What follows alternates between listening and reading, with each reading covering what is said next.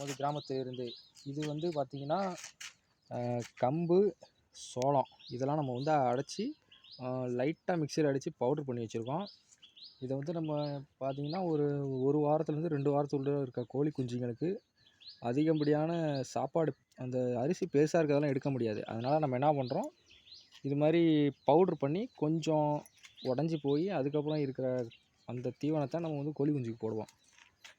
இதனால் கோழி குஞ்சுகளுக்கு நல்ல ஊட்டச்சத்து. ஆமாம், எங்கள் அம்மா சொல்லிட்டாங்க, அதனால் அதுதான் உண்மை. நம்ம இங்கே இருக்க சிக்ஸுக்கெலாம் போடலாம். சிக்ஸ்லாம் என்ன பண்ணிகிட்ருக்குன்னு பாருங்கள், எல்லாம் விளையாடிட்டுருக்கு. நம்ம வந்து வெறும் மண்ணுலையும் போடக்கூடாது, ஒரு கவரு இல்லை அதுக்கான ஒரு கிண்ணம் வச்சுக்கணும். நம்ம அந்த சைடு கவர் போட்டிருக்கோம், அதனால் நான் அதில் லைட்டாக கொட்டி விட்றேன். ஆச்சா, குத்திட்டாங்க. ரொம்ப கொட்டாதடா, தாய்க்கோழி கொத்தும், பார்த்து பத்திரமா இருங்க. போட்டாச்சு அப்படின்னா அதுங்க பாட்டுக்கு இருக்கிறது, அது தூசி மாதிரி இருக்கிறது தான் அதுங்களுக்கு கொஞ்சம் சாப்பிட உகந்ததாக இருக்கும். அதனால் அதை சாப்பிட்டுக்கும். தண்ணி எனி டைம் நீங்கள் வச்சுருங்க, சம்மர் டைம்லையும் சரி எந்த டைமாக இருந்தாலும் தண்ணி மறக்காமல் வச்சுருங்க. அது சாப்பிட்டு எப்போயுமே தண்ணி குடிச்சிக்கும். 10 முட்டை வச்சோம், இந்த கருவை வச்சு 9 முட்டை தான் பிரிச்சிருக்கிறான்.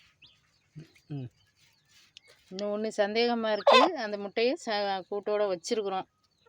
நைட்டுக்குள்ளே அதையும் பிரிச்சிருவா. ஓகே, நெக்ஸ்ட் வீடியோவுக்கு ஃபாலோ பண்ணுங்கள். தேங்க்யூ.